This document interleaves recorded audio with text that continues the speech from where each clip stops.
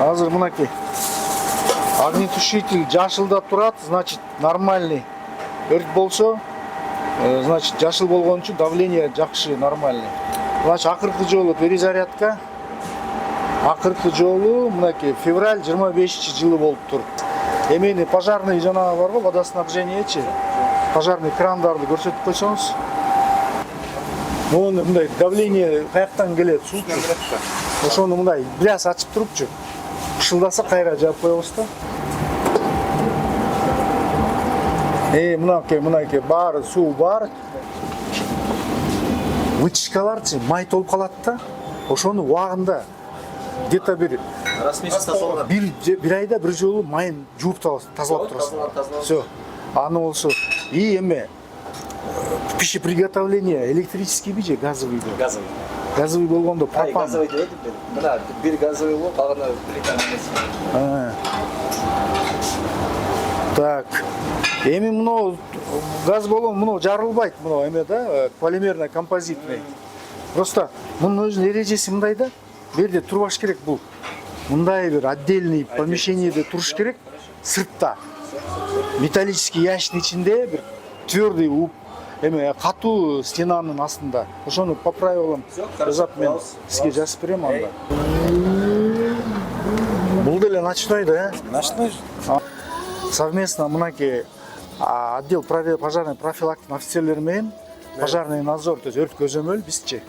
Мен болсо аты жөнүм Сейдалиев Медет, мынакей управление города Бишкек, старший инспектор. Ошону главный эвакуация негизинде огнетушителдер турат, зал боюнча. Значит, муну сиз бир сыйра мындай өрт болсо, кандай кыласыз, эмне кыласыз, ошону мындай айтып бериш керексиз да. Чекушкасын чыгарабыз. Так. Эме кылып туруп, боломусунан чыгарып туруп, чекушкасынан чыгарып, и все, где огонь направляем. Хорошо анда.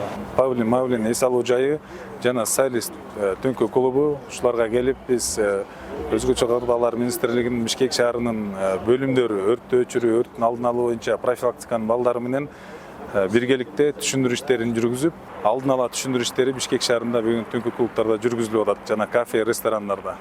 Сотрудники МЧС пришли к нам сегодня в заведение для того, чтобы провести специальные работы по пожарной безопасности, по соответствующим документам для того, чтобы заведение функционировало правильно, в соответствии с нормам пожарной безопасности. Мы предоставили все разрешительные документы по планам эвакуации, по датчикам сигнализации пожара.